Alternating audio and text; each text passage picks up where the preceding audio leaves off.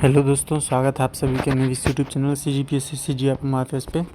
अभी क्योंकि मैं 2 दिनों से बाहर गया हुआ था और इस वजह से वीडियो थोड़ा लेट से आ रहा था, है ना। उसके लिए क्षमा चाहूँगा। अब आप लोगों को वीडियो काफ़ी तेज़ी से और जल्दी जल्दी मिलने चालू होगा। अभी छत्तीसगढ़ में जो अर्जुना का करेंट अफेयर है उसको जल्दी से जल्दी 1 या 2 वीडियो में कवर करने का कोशिश करेंगे। एक वीडियो में तो नहीं हो पाएगा, 2 वीडियो इसके लिए लग जाएगा। तो आज रात तक कोशिश करता हूँ कि इसको हो जाए। फिर उसके बाद ये छत्तीसगढ़ अर्जुना के बाद हम अर्जुना का इंडियन राष्ट्रीय और अंतर्राष्ट्रीय यानी भारत का करेंट अफेयर कवर करने का कोशिश करेंगे और उसको जल्द से जल्द ख़त्म करने का प्रयास करेंगे, ताकि आप सभी का जो आगामी एग्ज़ाम 29 जनवरी है तब तक आप इस वीडियो को ना सिर्फ एक बार बल्कि 2 बार देख के आप अपना रिविज़न भी कर सकें। ठीक है। इसके साथ साथ मैंने अपने चैनल पर, अपने यूट्यूब चैनल पे, मेरे इस यूट्यूब चैनल CGPSC पे, है ना, मैंने आप लोगों के लिए इंडियन हिस्ट्री का MCQ लाया है और बाकी भी बहुत सारे अदर सब्जेक्ट के भी MCQ लाया हुआ है। आप में भी इस चैनल के प्लेलिस्ट में जा कर के, है ना, प्लेलिस्ट जो है उसमें जा कर के आप MCQ चेक कर सकते हैं, है ना। उसमें अलग से बहुत सारे फोल्डर्स बने होंगे। ये जो CGPSC ऐसा, है ना, अलग अलग कोचिंग संस्थान के भी MCQ के मैंने टेस्ट सीरीज़ बना रखे हैं। उन सभी को आप देख सकते हैं। सभी लेटेस्ट अभी हाल ही में बनाए हुए हैं, देखिए 2 हफ्ते 3 हफ्ते में ही, है ना। तो आप इन सभी से भी अपना एग्ज़ाम का हेल्प ले सकते हैं। बाकी आज का अर्जुना करेंट अफेयर आगे कवर करते हैं, है ना। तो दोस्तों ये चालू करते हैं, हम अर्जुना करेंट अफेयर्स का आगे कंटिन्यू करते हैं, है ना। पहला है पर्यटन क्षेत्र। इससे पहले मैंने अब 3 वीडियो लगभग अपलोड कर चुके हैं, है ना। बहुत ही इंपॉर्टेंट टॉपिक थे वो, खास करके पहला वाला तो और ज़्यादा इंपॉर्टेंट था, है ना। कोई भी चीज़ का शुरुआत काफ़ी इंपॉर्टेंट होता है। तो पार्ट 1 से आप देखना चालू कीजिए। जिन्होंने अभी तक नहीं देखा है तो आप मेरे चैनल के प्ले लिस्ट में जाकर देख सकते हैं पार्ट 1 से। ये अभी पार्ट 4 होगा, है ना, पर्यटन क्षेत्र। तो पर्यटन क्षेत्र में जो चालू करते हैं वो है बालोदा बाजार भाटापारा इको टूरिज्म सर्किट, है ना। इको टूरिज्म सर्किट बन रहा है। तो स्थान जो है वो बलौदा भाटापारा जिला, है ना। दोस्तों ये टूरिज्म सर्किट जो बना है, सर्किट का मतलब ही होता है एक रास्ते से दूसरे स्थान को जोड़ने वाला सर्किट, है ना। तो ये कहाँ कहाँ को जोड़ रहा है, बलौदा बाजार से भाटापारा को एक इको टूरिज्म सर्किट बना रहे हैं। लोकार्पण तिथि 20 दिसंबर 2022। लोकार्पण करता मुख्यमंत्री श्री भूपेश बघेल। ठीक दोस्तों, इस वीडियो में, है ना, इस करेंट अफेयर में क्या क्या पढ़ना है, क्या क्या नहीं पढ़ना है, कौन कौन से एग्ज़ाम में आने लायक क्वेश्चन से बन सकते हैं, किस तरह से क्वेश्चन बन सकते हैं, हम आपको इसमें से सब चीज़ बताएंगे। ठीक है। और इस टूरिज्म सर्किट में शामिल स्थलीय थोड़े MP हो सकते हैं, क्योंकि आपको मालूम होना चाहिए कि बलौदा बाजार और भाटापारा का जो, है ना, वहाँ कौन कौन से टूरिज्म सेंटर है। तो बलौदा बाजार में आपका गिरौदपुरी है, सोनाखान है, सिद्धखोल जलप्रपात है, तुरतुरिया है, दामाखेड़ा है, बलाव डैम है, सिद्धेश्वर मंदिर पलारी है और शिव मंदिर नारायणपुर है। दोस्तों ये सारे जो 8 के 8 पॉइंट है, सभी आपके एग्ज़ाम में पूछे हुए पॉइंट है। क्योंकि पर्यटन क्षेत्र से अगर कहीं से क्वेश्चन बनता है तो ये 8 जगह को किसी न किसी एग्ज़ाम में पूछा ही जाता है, कि जैसे गिरौदपुरी किस ज़िले में है ना, सोनाखान किस ज़िले में, सिद्धखोल जलप्रपात किस ज़िले में, तुरतुरिया। तो अधिकतर लोग इसको रायपुर वगैरह डाल देते हैं, और जो कि गलत आंसर रहता है। तो गिरौदपुरी, सोनाखान, सिद्धखोल जलप्रपात, तुरतुरिया, है ना, दामाखेड़ा, ये सब आपके कहाँ है, बलौदा बाजार में है। जिसको अभी एक इको टूरिज्म के रूप में ऐसा, है ना, इको टूरिज्म सर्किट बना के इसको पर्यटन के क्षेत्र में बढ़ावा देने का प्रयास चल रहा है। आप याद रखिएगा 8 के 8 पॉइंट कहाँ हैं, बलौदा बाजार में। उसके बाद है छत्तीसगढ़ का पहला एयर म्यूज़ियम सोनाखान, है ना। छत्तीसगढ़ का पहला एयर म्यूज़ियम, तो स्थान कहाँ, सोनाखान। देखिए जिला कहाँ है, बलौदा बाजार भाटापारा। लोग बाग इसमें गलती से रायपुर लगा देते हैं कि सोनाखान रायपुर में करके। लोकार्पण तिथि 20 दिसंबर 2022। लोकार्पण करता मुख्यमंत्री श्री भूपेश बघेल। ठीक है। शहीद वीर नारायण सिंह की जन्मस्थली एवं कर्मस्थली को उनके गौरव के अनुरूप विकसित करने के लिए जिला प्रशासन द्वारा सोनाखान में भव्य ओपन एयर म्यूजियम का निर्माण किया गया है। अभी देखिए दोस्तों, ये, है ना, किस तरह का होगा, एयर म्यूजियम यानी हवा का म्यूजियम है, ऐसा मत समझिए कि वहाँ हवा को रखा जाएगा। ये है शहीद वीर नारायण सिंह की जन्म और कर्मस्थली, है ना, उसको बढ़ावा देने के लिए, है ना। आगे पढ़ते हैं, आपको समझ आ जाएगा। सोनाखान में निर्मित यह म्यूजियम प्रदेश में अपनी तरह का पहला एयर म्यूजियम होगा। यहाँ ऑडियो और विजुअल सेटअप और एक विशेष धातु कार्बन स्टील के माध्यम से शहीद वीर नारायण सिंह की जीवनी को प्रदर्शित किया जा रहा है ना। तो आपका जो एयर म्यूजियम है उसका मतलब ये है कि ऑडियो विजुअल सेटअप से एक विशेष धातु कॉटन स्टील के माध्यम से शहीद वीर नारायण सिंह की जीवनी को प्रदर्शित किया जा रहा है। कहाँ है? आपको बस जगह याद रखना है, सोना खान बलौदा बाजार क्या है, पहला एयर म्यूजियम है। और उस एयर म्यूजियम में क्या होगा, शहीद वीर नारायण सिंह की जीवनी का प्रदर्शित होगा। ये आप देख सकते हैं बलौदा बाजार भाटापारा का मैप है उस ज़िले का, तो है ना आपको मैप में दिख जाएगा कहाँ कहाँ पे क्या क्या है। ठीक है, आगे बढ़ते हैं। छत्तीसगढ़ का चौथा लक्ष्मण झूला दुर्ग, छत्तीसगढ़ का चौथा लक्ष्मण झूला महामारा तट दुर्ग पे है ना, नदी शिवनाथ नदी पे, कुल लागत 30 करोड़ की लागत आएगी। छत्तीसगढ़ का पहला लक्ष्मण झूला खारून नदी पर महादेव घाट रायपुर में, और सबसे बड़ा लक्ष्मण झूला महानदी पर त्रिवेणी संगम राजिम गरियाबंद जिला में स्थित है।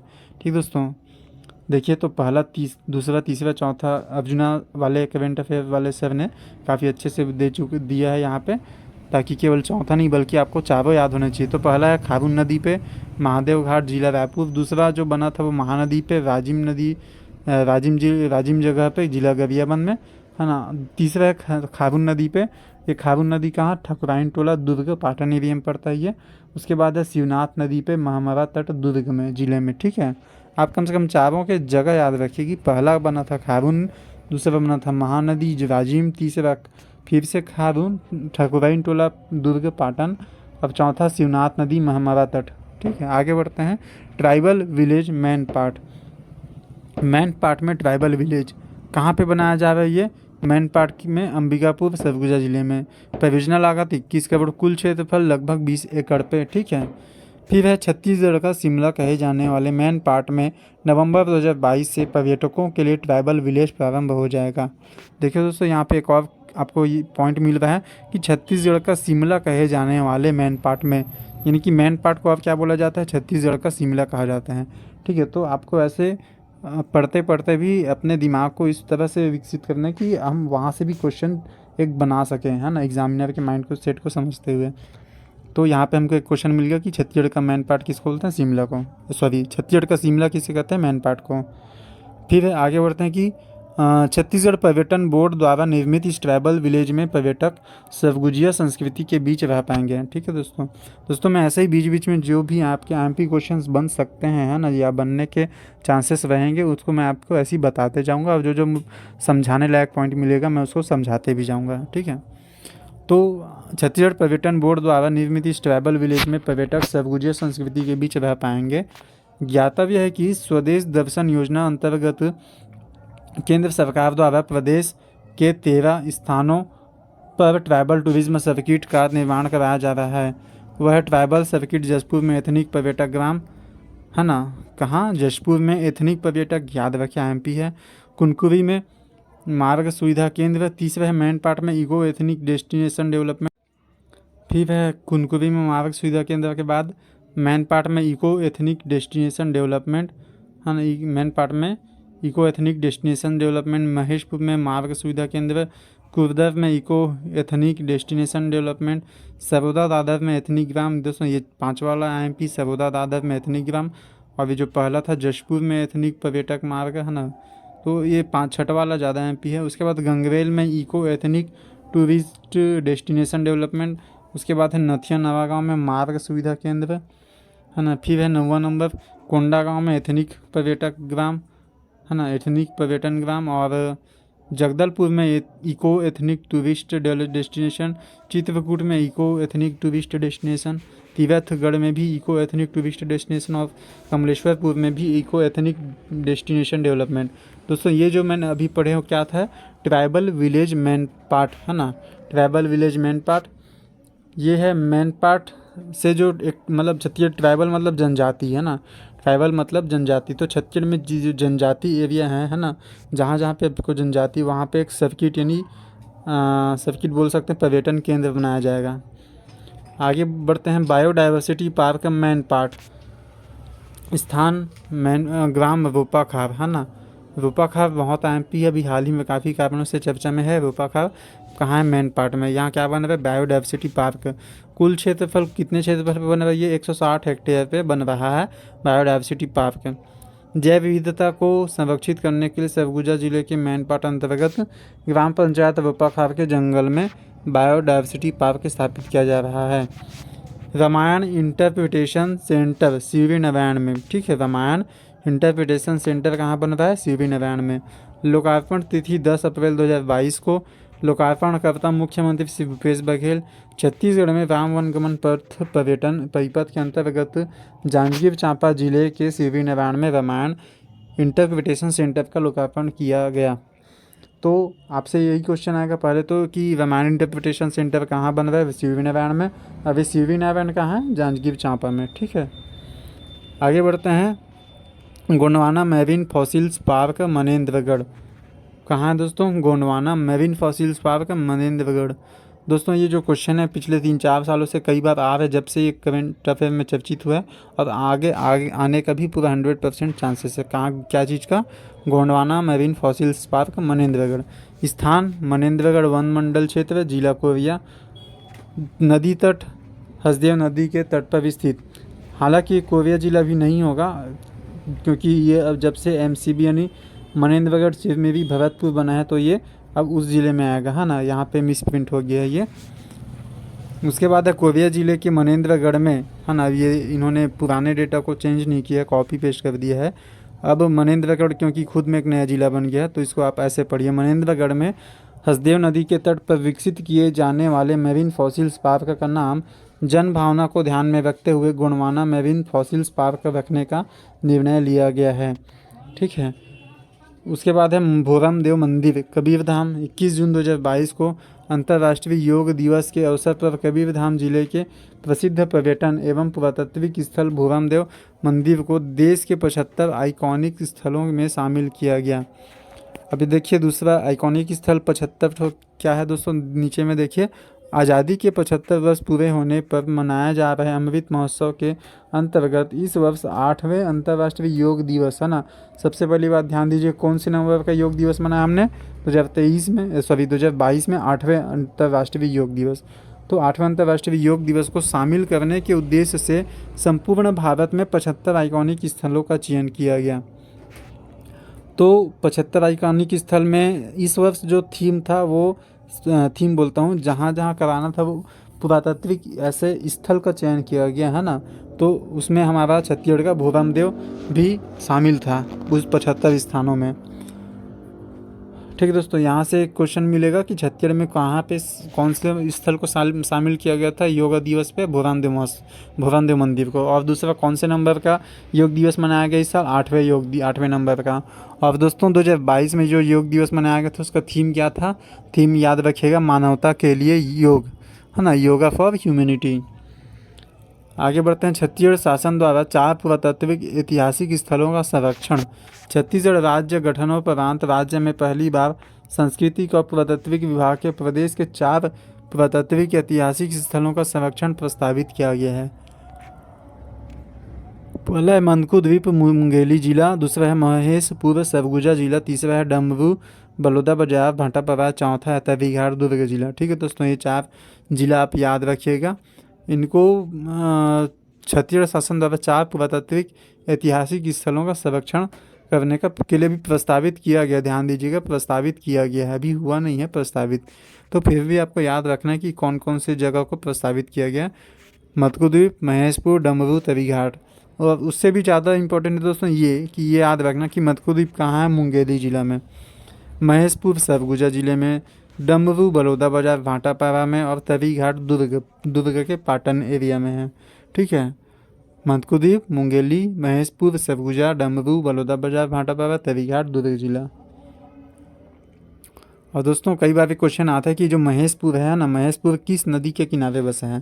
दोस्तों कमेंट करके बताइएगा कि ये महेशपुर किस नदी के किनारे बसा हुआ है। उसके बाद आते हैं चर्चित व्यक्तित्व, है ना। छत्तीसगढ़ में इस वर्ष यानी 2022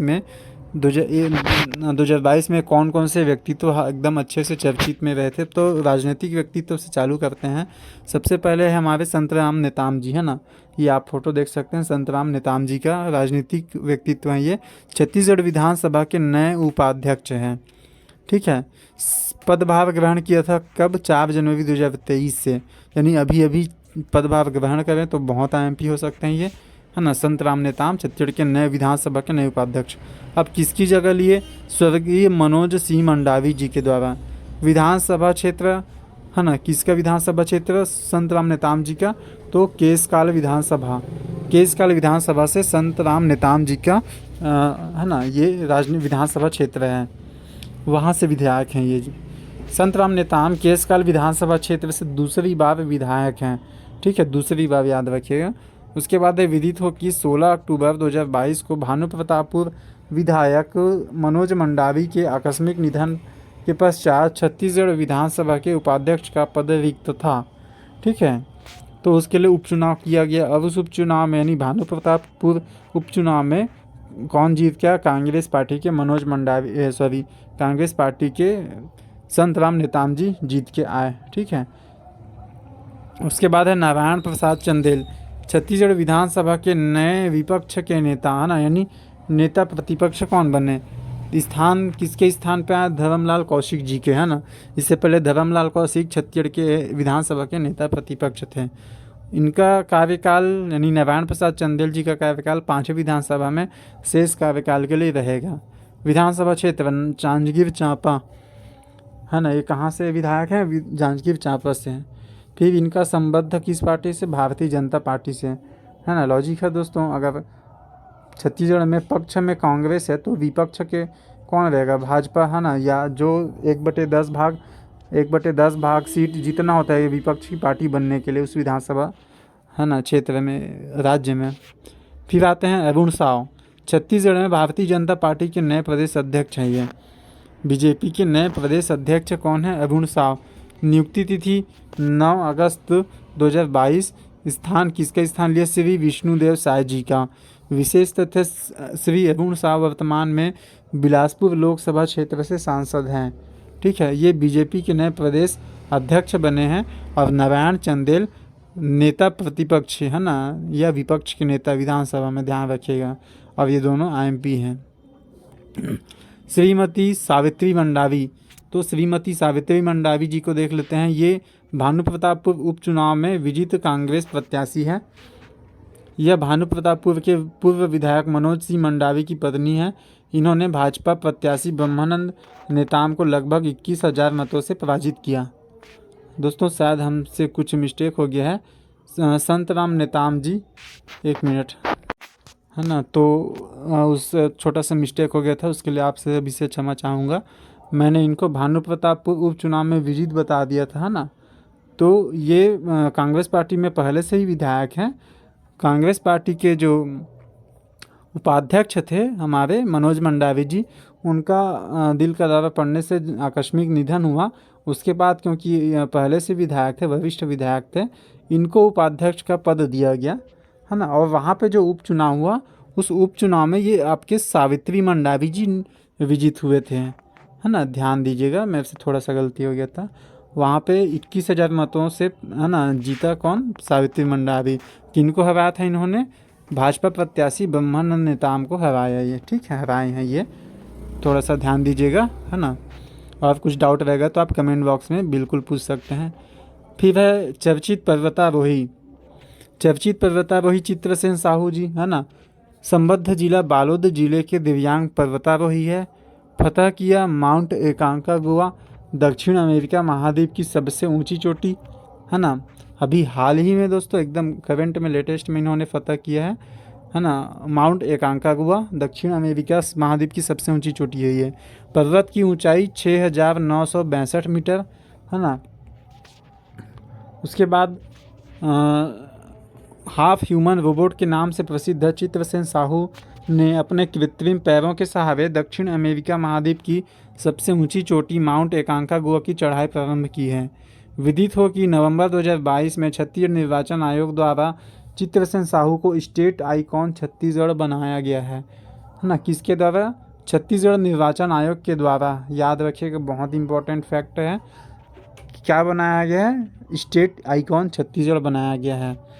दोस्तों ये आप फोटो देख सकते हैं, ये दूसरे का फोटो है ना। आप याद रखिएगा चित्रसेन साहू जी। 2 पॉइंट याद रखिएगा, किस जिले के? बालोद जिले के। अभी हाल ही में कौन सा फतह किया? माउंट एकांकागुआ। और छत्तीसगढ़ निर्वाचन आयोग ने इनको स्टेट आइकॉन छत्तीसगढ़ बनाया। 3 क्वेश्चन आपके बन सकते हैं यहाँ से। उसके बाद है चमन लाल कोसे। चमन लाल कोसे है ना, ये कौन से पाटन है ना दुर्ग जिले के पर्वतारोही है। फतह किया कौन से पर्वत को फतह किया, माउंट फ्रेंडशिप पीक को। और इनकी तिथि 13 नवंबर 2022 को फतह किया। पर्वत की ऊंचाई जो माउंट फ्रेंडशिप पीक है उसकी ऊंचाई 17,353 फीट में दिया है ना। फीट में थोड़ा नीचे हो जाता है और मीटर में ऊपर होता है, ध्यान दीजिएगा। ऊपर देखिए जैसे इन्होंने 6,962 मीटर में है ना, और इसी को अगर फीट में कन्वर्ट किया तो 22,000 हो जा रहा है। और चमन लाल कोसे जी का ये फीट में दिया है, ध्यान दीजिएगा। उसके बाद चमन लाल कोसे विंटर एक्सपीडिशन करने वाले छत्तीसगढ़ के प्रथम पर्वतारोही है ना। छत्तीसगढ़ का नाम देश विदेश में रोशन कर रहे हैं। क्या है ये, विंटर एक्सपीडिशन करने वाले छत्तीसगढ़ के प्रथम पर्वतारोही हैं। अब देखिए दोस्तों, प्रथम है मतलब काफ़ी ज़्यादा एमपी हो सकते हैं ये चमन लाल कोसे जी है ना। कौन से पर्वत को फतह किया, माउंट फ्रेंडशिप पीक। फिर आगे पढ़ देखते हैं। 13 नवंबर 2022 को चमन लाल कोसे ने हिमाचल प्रदेश के सोलांग घाटी स्थित, हाँ है ना, तो ये सबसे इम्पोर्टेंट फैक्ट कहाँ है, हिमाचल प्रदेश के सोलांग घाटी स्थित माउंट फ्रेंडशिप पीक पर चढ़ाई किया और वहाँ छत्तीसगढ़िया ओलंपिक का झंडा फहराया। हाल ही में जो छत्तीसगढ़िया ओलंपिक स्पोर्ट्स हो रहा था उसका झंडा फहराया। तो यहाँ से आपके क्या क्या क्वेश्चन बनेंगे कि चमन लाल कोसे कौन है, हिमाचल प्रदेश के सोलांग घाटी में स्थित माउंट फ्रेंडशिप पीक पे चढ़ाई किया है। ये आपके इम्पोर्टेंट फैक्ट हैं। फिर है याशी जैन। याशी जैन कहाँ की रहने वाली है, इनका संबद्ध जिला है रायगढ़ जिले के पर्वतारोही। फतह किया माउंट किलिमंजारो। अब माउंट किलिमंजारो आपके दक्षिण अफ्रीका की सबसे ऊंची चोटी है ना। फतह तिथि 2 अक्टूबर 2022 को।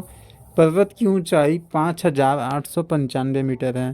ठीक है, 5 अक्टूबर 2022 को याशी जैन ने तंजानिया स्थित दक्षिण अफ्रीका की सबसे ऊंची चोटी किलिमंजारो पर तिरंगा फहराया। ठीक है दोस्तों, यहाँ से क्वेश्चन यही बनेगा कि याशी जैन ने हाल ही में कौन से पर्वत पे है ना अपनी चढ़ाई की, तो माउंट किलिमंजारो कहाँ का है ये, दक्षिण अफ्रीका की सबसे ऊंची चोटी।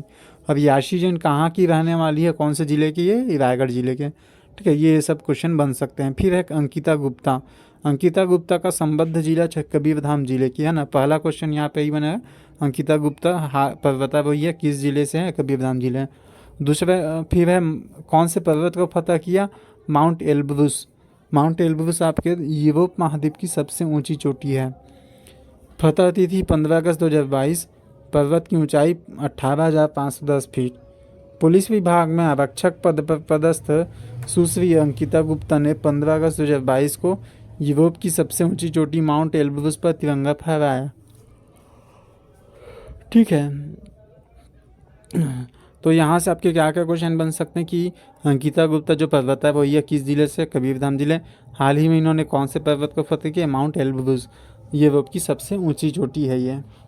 फिर है नैना सिंह धाकड़, आप सभी जानते होंगे नैना सिंह धाकड़ है ना, ये पर्वतारोही है और किस जिले से संबंधित है, ये बस्तर जिले की पर्वतारोही है ना। सबसे पहला क्वेश्चन तो यही बनता है। फिर कौन से पर्वत को फतह किया इन्होंने, ये माउंट एवरेस्ट, सीधा माउंट एवरेस्ट से विश्व की सबसे ऊंची चोटी को फतह किया है। कब, जून 2021 में। माउंट एवरेस्ट की ऊंचाई आप सभी को मालूम होगी 8,848 मीटर, हालांकि अभी 8,850 हो गया बोलते हैं। ठीक है, राष्ट्रीय स्तर पर पुरस्कृत हुए हैं। हाल ही में क्यों चर्चा में, क्योंकि अभी राष्ट्रीय स्तर पर पुरस्कृत हुए हैं। माउंट एवरेस्ट विजेता नैना सिंह धाकड़ को राष्ट्रपति द्रौपदी मुर्मू द्वारा 30 नवंबर 2022 को तेनजिंग नोर्गे राष्ट्रीय साहसिक यानी कि लैंड एडवेंचर पुरस्कार से सम्मानित किया गया। यह बस्तर जिले के टाकरा गुड़ा ग्राम के निवासी हैं है ना। सबसे इम्पोर्टेंट चीज़ दोस्तों, अभी कौन सा पुरस्कार मिला इनको, नैना सिंह धाकड़ को लैंड एडवेंचर पुरस्कार मिला है, ये सबसे इम्पोर्टेंट है। और ये कहाँ की रहने वाली, बस्तर जिले के टाकरा गुड़ा ग्राम, टाकरा गुड़ा ग्राम। अब एक क्वेश्चन अगर बन सकता है तो ये हो सकता है कि नैना सिंह धाकड़ ने माउंट एवरेस्ट पर्वत की ऊंचाई फतह कब किया था, तो जून 2021 में है ना। ये अच्छा क्वेश्चन बन सकता है। लोग बाग क्या सोचेंगे कि अभी ये 2022 में चर्चा में, तो हो सकता है 2022 में चढ़े हों, नहीं, इन्होंने जून 2021 में फतह किया माउंट एवरेस्ट को। तो ये छत्तीसगढ़ के चर्चित पर्वतारोही का इन्होंने है ना यहाँ पे और अच्छे से दे दिया है कि अन्य जो पर्वतारोही है है ना। पर्वतारोही का नाम, कौन से चोटी को फतह किया, पर्वत की ऊंचाई और फतह तिथि, है ना। तो अमिता श्रीवास यूटी कांगड़ी लद्दाख में, और विशाल यादव केदारकंठ उत्तराखंड, चित्रसेन साहू ने हाल ही में माउंट एल्ब्रूस को फतह किया, नैना सिंह धाकड़ ने माउंट एवरेस्ट को, और यशवंत सिंह ने केदारकंठा को, है ना। तो आप एक बार पढ़ लीजिएगा, इनका केवल यही एमपी है कि कौन से व्यक्ति ने कौन से चोटी को फतह किया है, ठीक है। अगर क्वेश्चन आएंगे एग्जाम में तो यहीं से आ सकते हैं, चाहे आप इस सब इंस्पेक्टर वाले हो, चाहे सीजीपीएससी प्री वाले हो, चाहे आरआई हॉस्टल वार्डन कोई भी वाले हो, आप सभी के लिए एमपी है। अब राजकीय क्षति यानी कि निधन, है ना। राजनीतिक क्षेत्र से कौन, है ना, मतलब राजनीतिक नहीं बोल रहा हूँ, हमारे राज्य के लिए काफ़ी दुखदायी खबर था इनकी निधन। मनोज सिंह मंडावी जी छत्तीसगढ़ विधानसभा के उपाध्यक्ष थे। इनके निधन के बाद इनका जो सीट खाली हुआ था वहाँ उपचुनाव में इनकी पत्नी, है ना, वो विजित हुई थी, जिनको हमने ऊपर पढ़ा है। फिर निशांत उपाध्याय छत्तीसगढ़ी फिल्म जगत के सुप्रसिद्ध कोरियोग्राफर और कलाकार। अब लता खापर्डे छत्तीसगढ़ की प्रसिद्ध लोक गायिका, राजनांदगांव से संबंधित है लता खापर्डे। फिर देवव्रत सिंह खैरागढ़ विधायक थे, है ना, अभी उपचुनाव हो चुका है वहाँ पे भी। शहीद कपिल देव पांडे ये भिलाई के लेफ्टिनेंट गवर्नर थे, कर्नल थे, जो असम में पदस्थ थे, ठीक है, याद रखिएगा। उसके बाद है प्रशासनिक एवं अन्य व्यक्तित्व। हिसा बघेल छत्तीसगढ़ की प्रथम अग्निवीर, है ना।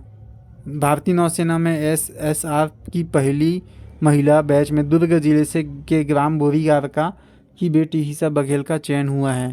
तो ये बस याद रख लीजिएगा, पहली महिला बैच किसमें, भारतीय नौसेना में पहली महिला बैच में दुर्ग जिले के ग्राम बोरीगारका की कौन, हिसा बघेल गई शामिल हुई है, ठीक है। ये इंपॉर्टेंट क्वेश्चन बन सकता है। उसके बाद है मनीष ध्रुव धमतरी निवासी सेना के जवान, है ना। लद्दाख में पदस्थ छत्तीसगढ़ के जाबाज सपूत मनीष ध्रुव ने भारत की सीमा की रक्षा करते हुए दिसंबर 2022 में अपने प्राणों का बलिदान कर दिया, ठीक है। उसके बाद है पीयूष जायसवाल, गरियाबंद जिले के बाल वैज्ञानिक। पीयूष जायसवाल कौन है, गरियाबंद जिले के बाल वैज्ञानिक। इन्होंने यूएसए के मान्यता प्राप्त जर्नल IJSER से 13 साल की उम्र में पीएचडी की उपाधि प्राप्त कर ली है, क्या बात है, ठीक है ना। उसके बाद है वेलोसिटी मिस्ट्री। पीयूष जायसवाल ने खगोल विज्ञान के में शोध कार्य के तहत वेलोसिटी मिस्ट्री नामक एक किताब लिखी है, जिसका विमोचन मुख्यमंत्री श्री भूपेश बघेल ने किया। बढ़िया है ना। वेलोसिटी मिस्ट्री है, देखो उन्होंने 13 साल की उम्र में पीएचडी की उपाधि प्राप्त की। अब क्योंकि पीएचडी में, अगर आप पीएचडी कर रहे हैं तो पीएचडी में आपको किसी एक टॉपिक के ऊपर रिसर्च भी करना होता है। हाँ, तो इन्होंने किस में किया था, वेलोसिटी मिस्ट्री। खगोल विज्ञान यानी अंतरिक्ष विज्ञान में एक टॉपिक होता है वेलोसिटी मिस्ट्री, उस पर इन्होंने रिसर्च किया और एक किताब भी लिखा है। फिर है रितिका ध्रुव, महासमुंद जिले में सिरपुर नया पारा के स्वामी आत्मानंद शासकीय इंग्लिश मीडियम स्कूल की कक्षा 11वीं की छात्रा रितिका ध्रुव का चयन नासा का full form national aeronautics and space administrations के सिटीजन साइंस प्रोजेक्ट के अंतर्गत क्षुद्र ग्रह खोज अभियान के लिए हुआ है, ठीक है। रितिका ध्रुव का चयन महासमुंद जिले से नासा में हुआ है। उसके बाद है पी दयानंद, छत्तीसगढ़ के नवीनतम मुख्य निर्वाचन पदाधिकारी। भारत निर्वाचन आयोग के द्वारा वर्ष 2006 बैच के IAS अधिकारी पी दयानंद को मुख्य निर्वाचन पदाधिकारी के पद पर नियुक्त किया गया है। विदित हो कि वर्ष 2023 के अंत में छत्तीसगढ़ के विधानसभा चुनाव प्रस्तावित है, इसलिए यहाँ भारतीय निर्वाचन आयोग ने 1 साल पहले से ही, है ना, अपना रणनीति बनाना चालू कर दिया। छत्तीसगढ़ के मुख्य निर्वाचन पदाधिकारी जो कि अभी पी दयानंद बने, बहुत IMP है इस क्वेश्चन को आप जितना MP लगा सकते हो लगा लीजिए। फिर है उसके बाद चर्चित अभियान पढ़ते हैं, त्रिनेत्र अभियान कहाँ चला। सबसे पहले वही क्वेश्चन आएगा कि संबद्ध जिला सरगुजा है, संबद्ध विभाग पुलिस विभाग है, ये IMP, इसको भी लगा लीजिए, ठीक है। त्रिनेत्र अभियान कहाँ से, सरगुजा में पुलिस विभाग। पुलिस अधीक्षक श्रीमती भावना गुप्ता, सरगुजा जिले के। इनको किसको मिला है? पुलिस अधीक्षक श्रीमती भावना गुप्ता, सरगुजा जिले के। इस अभियान के तहत समाज में हो रहे हर तरह के वायलेंस का वीडियो बनाकर हर व्यक्ति पुलिसिंग में अपना योगदान दे सकता है। इसके लिए सरगुजा पुलिस ने एक व्हाट्सएप नंबर जारी किया है ना। यदि आप सरगुजा के आसपास सरगुजा से हैं तो आप इस नंबर को सेव कर लीजिए, व्हाट्सएप नंबर है। इसमें यह अभियान यातायात व्यवस्था को बेहतर बनाने के साथ ही किसी भी प्रकार की घटना होने पर पुलिस की सहायता के लिए प्रारंभ किया गया है। यदि आप सरगुजा ज़िले से हैं और आपको लगता है कि आपके आसपास कुछ भी अनहोनी टाइप का घटना, अप्रिय घटना या कोई असामाजिक तत्व परेशान कर रहा है या कोई भी तरह का वायलेंस हो रहा है, तो आप उसका वीडियो बना के इस नंबर व्हाट्सएप नंबर पर शेयर कर दीजिए। इससे क्या ये एक त्रिनेत्र टाइप का सीधा कहाँ से चले जाएगा? सरगुजा पुलिस के पास, है ना। इसलिए आप क्या याद रखिए? त्रिनेत्र अभियान। फिर है आमचो कुटुंब अभियान। आमचो कुटुंब अभियान संबद्ध विभाग पुलिस प्रशासन संबद्ध क्षेत्र बस्तर। अब देखिए दोस्तों, इसमें आमचो लिखा है। आमचो यानी ये हल्बी भाषा गोड़ी भाषा से आ जाता है आमचो। तो संबद्ध विभाग पुलिस प्रशासन और कहाँ क्षेत्र से रहेगा? बस्तर। उद्देश्य इसका क्या है? पुलिस कर्मियों हेतु आवासीय परिसर की व्यवस्था करना। मुख्यमंत्री श्री भूपेश बघेल ने मई 2022 में भेंट मुलाकात के दौरान जगदलपुर में पुलिसकर्मियों के आवासीय परिसर आमचो कुटुंब का लोकार्पण किया। दोस्तों, इसमें मुझे सबसे जो ज़्यादा इंपॉर्टेंट लग रही है इसका उद्देश्य। ये मुझे, अगर मैं एग्जामिनर रहता तो मैं इस टॉपिक को जरूर देता कि आमचो कुटुंब अभियान किससे संबंधित है ना। तो ये ध्यान दीजिए, इसका उद्देश्य पुलिसकर्मियों होती आवासीय परिसर। अब इसको याद कैसे रखेंगे दोस्तों? आमचो मतलब होता है हमारा, ठीक है। हमारा कुटुंब मतलब होता है घर परिवार, है ना। तो हमारा घर ऐसा याद रख लीजिए। तो पुलिसकर्मियों के लिए आवासीय परिसर यानी रहने का स्थान बनाना, आमचो कुटुंब। फिर है निजात अभियान। दोस्तों, ये भी बहुत अहम भी है, निजात अभियान। तो निजात अभियान किससे संबंधित रहेगा? कोरबा पुलिस से संबंधित रहेगा। तो दोस्तों, ये निजात अभियान है ना, ये संचालन कोरबा पुलिस के द्वारा है। बहुत अहम क्वेश्चन है। किस चीज़ के लिए उद्देश्य इसका? यातायात सुरक्षा, साइबर ठगी, अवैध नशा को समाप्त करना। पुलिस अधीक्षक श्री संतोष सिंह के द्वारा चालू किया गया। निजात अभियान के माध्यम से नशीले पदार्थों के अवैध व्यापार के लिए कार्रवाई की जा रही है एवं लोगों को नशे की लत छोड़कर सामान्य जीवन जीने के लिए प्रेरित किया जा रहा है। छत्तीसगढ़ में संचालित निजात अभियान को अंतर्राष्ट्रीय स्तर पर अमेरिका के IACP 2022 अवार्ड के लिए चयनित किया गया है ना। तो दोस्तों, ये देखिए, फिर है छत्तीसगढ़ के कोरिया एवं राजनांदगांव जिले में भी पुलिस विभाग द्वारा निजात अभियान का संचालन किया गया है। अब क्योंकि कोरिया और राजनांदगांव में भी ऑलरेडी निजात अभियान का संचालन है, तो शायद ही ये क्वेश्चन आएगा, बट आप याद रख लीजिए निजात अभियान ये, है ना। इससे पहले ऊपर मैंने जो अभियान बताया वो ज़्यादा इंपॉर्टेंट है। फिर है रोका छेका अभियान। प्रारंभ कब हुआ? रोका छेका 10 से 20 जुलाई 2022 तक। उद्देश्य क्या है? खरीफ फसलों की मवेशियों से सुरक्षा करना। विगत वर्षानुसार इस वर्ष भी राज्य शासन के द्वारा खरीफ फसलों की मवेशियों से सुरक्षा करने हेतु 10 से 20 जुलाई 2022 के मध्य रोका छेका अभियान का संचालन किया गया। इसमें दोस्तों ये क्वेश्चन में आ चुका है, रोका छेका अभियान किस चीज़ से संबंधित है? वो फसलों की सुरक्षा से संबंधित है। क्वेश्चन आ चुका है एग्ज़ाम में, ठीक है, ध्यान दीजिएगा। उसके बाद है सुघड़ पढ़वैया अभियान, है ना। घोषणा तिथि 14 नवंबर 2022। अवसर पंडित जवाहरलाल नेहरू जयंती के अवसर पर। उद्देश्य प्राथमिक या मिडिल स्कूल में पढ़ने वाले बच्चों की प्रतिभा एवं रुचि के अनुरूप उनमें कौशल विकास करना। संचालन स्कूल शिक्षा विभाग द्वारा। क्रियान्वयन छत्तीसगढ़ के सभी 33 जिलों में, ठीक है। अब देखिए दोस्तों, सुघड़ पढ़वैया यानी पढ़ाने वाले, है ना, पढ़ाने वाले न कि पढ़ने वाले। तो घोषणा तिथि 14 नवंबर को बाल दिवस रहता है, क्योंकि उस दिन, है ना, 14 नवंबर बाल दिवस। सुघड़ पढ़वैया। अब आपने देखा ही होगा बचपन में बाल दिवस के दिन क्या किया जाता था कि कई बार बच्चों को ही पढ़ाने के लिए बोल दिया जाता था कि आप कुछ अपना एक्टिविटी दिखाइए करके, है ना। तो बस वही कारण है कि 14 नवंबर बाल दिवस के दिन प्राथमिक या मिडिल क्लास स्कूल में पढ़ने वाले बच्चों, उनकी प्रतिभा और रुचि के अनुसार उनके अंदर कौशल विकसित करना, ठीक है, ये याद रखिए। उसके बाद है हर घर हरियाली अभियान। इनका डेट बहुत इंपॉर्टेंट दोस्तों, ये सुघड़ पढ़वैया अभियान का डेट और हर घर हरियाली अभियान, और इससे पहले हमने रोका छेका अभियान पढ़ा, इसका डेट इंपॉर्टेंट है, ठीक है। फिर है हर घर हरियाली अभियान। इसमें आप याद रखिए 18 जुलाई 2022 से चालू है ये।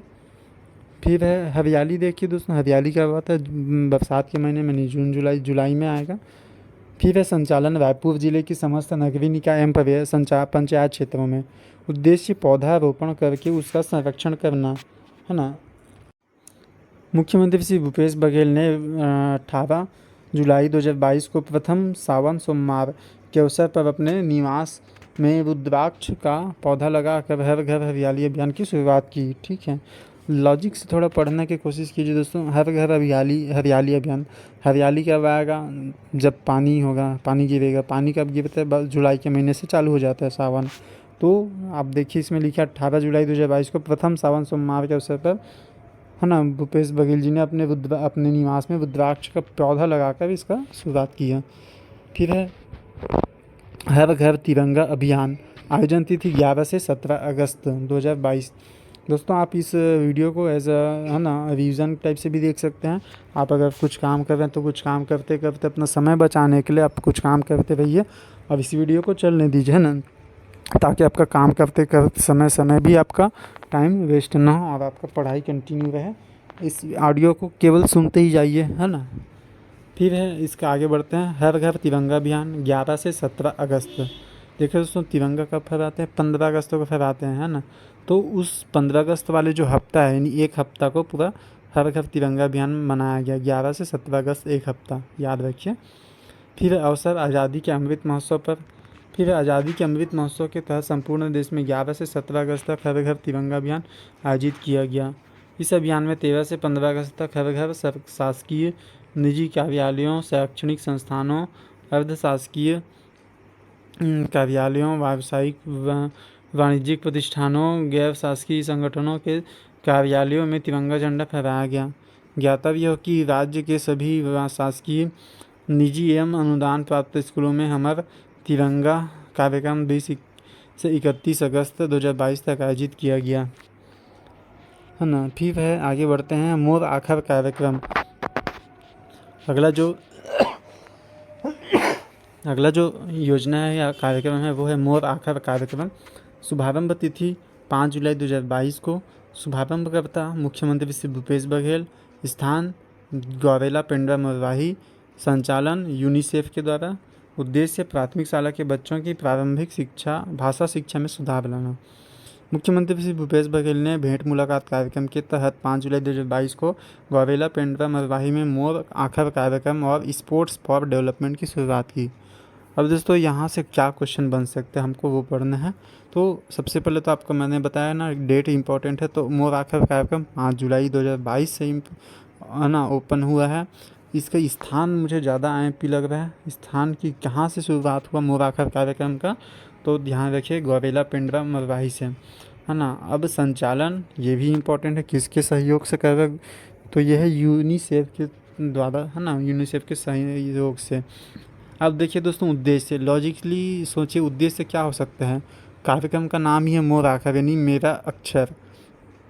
तो मेरा अक्षर कहाँ पे रहेगा, जो प्राथमिक शाला के छोटे बच्चे रहते हैं वही लिखना पढ़ना शुरुआत करते हैं, है ना। तो इसका संबंध या उद्देश्य किससे रहेगा, प्राथमिक शाला के बच्चों की प्रारंभिक शिक्षा, भाषा शिक्षा में सुधार लाना। ठीक है, मैंने जो MP बताया याद रखिए एकदम से। फिर है खाकी के रंग स्कूल के संग। ठीक है, खाकी के रंग स्कूल के संग। संचालन महासमुंद पुलिस। उद्देश्य साइबर अपराध के प्रति आम जनों में जागरूकता लाना। उपलब्धि अभियान अंतर्गत 2 माह में 20,000 से अधिक स्कूली बच्चों के मध्य साइबर जागरूकता अभियान चलाया गया। महासमुंद जिले में आयोजित इस कार्यक्रम को golden book of world record में शामिल किया गया। ठीक है, क्या चीज़ को, खाकी के रंग स्कूल के संग। इसका जो सबसे इम्पोर्टेंट होगा ये महासमुंद पुलिस ने चालू किया है। ठीक है, अब इसको क्या किया है, golden book of world record में भी शामिल किया गया। और इस अभियान में ना यह अभियान कोरबा पुलिस द्वारा भी छात्राओं को आत्मरक्षा, किशोरों को नशे से दुष्प्रभाव से अवगत कराने हेतु चलाया जा रहा है। तो 2 जिलों के पुलिस द्वारा है। ठीक है, महासमुंद और कोरबा द्वारा खाकी के रंग स्कूल के संग, दोनों में याद रखिएगा। हमर बेटी हमर मान अभियान, है ना।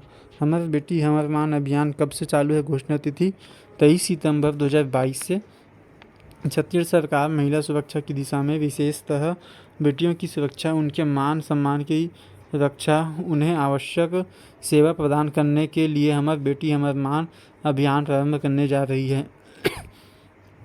अभियान के तहत हेल्पलाइन के लिए एक मोबाइल नंबर जारी किया जाएगा। बेटियां अपनी शिकायत, अपनी परेशानी, अपने साथ होने वाले किसी भी दुर्व्यवहार या अपराध की सूचना दर्ज करा पाएंगी, है ना। तो बहुत ही IMP टॉपिक है दोस्तों, कम से कम इसका तिथि याद रख लीजिएगा। हमारी बेटी हमारा मान अभियान 23 सितंबर 2022 को, ठीक है।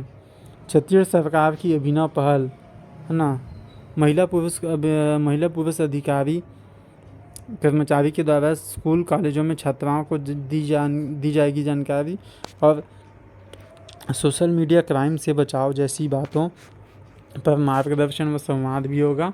गर्ल्स स्कूल कॉलेजों व महिलाओं की उपस्थिति वाली जगहों पर स्पेशल महिला पेट्रोलिंग होगी। हेल्पलाइन के लिए मोबाइल नंबर रहेगा। महिला संबंधी अपराधों की विवेचना महिला विवेचक ही करेंगे, ठीक है। किस चीज़ का है ये? हमारे बेटी हमारे मान अभियान, जो 23 सितंबर 2022 से चालू है। हालांकि यहाँ पे इसका मोबाइल नंबर नहीं दिया गया है, नहीं तो आप लोग इसको नोट कर लेते हैं। खैर देखते हैं आगे मिल जाए तो अच्छी बात। ये मौका छूटे ना अभियान, है ना, ये मौका छूटे ना अभियान आयोजन तिथि 1 से 7 अगस्त 2022। संबद्ध विभाग महिला एवं बाल विकास विभाग, है ना। उद्देश्य प्रसूता एवं शिशुवती महिलाओं के बीच स्तनपान के लिए जागरूकता बढ़ाना। विदित हो कि विश्व स्तनपान 2022 की थीम स्तनपान शिक्षा और सहायता के लिए कदम बढ़ाएं, ये उसका थीम था। ये तो दोस्तों यहाँ पे सबसे ज़्यादा जो मुझे इम्पोर्टेंट लगा, ये मौका न छूटे अभियान किस विभाग से संबंधित है। तो इसका जो संबद्ध विभाग है ना, ये है ये महिला एवं बाल विकास विभाग। ये मोस्ट इम्पॉर्टेंट है लग रहा है दोस्तों, है ना। लग रहा है क्या? ये है ही मोस्ट इम्पॉर्टेंट, आपके हर एग्ज़ाम में आ सकता है। ये मौका छूटे ना किस अभी विभाग से संबंधित है, महिला एवं बाल विकास विभाग।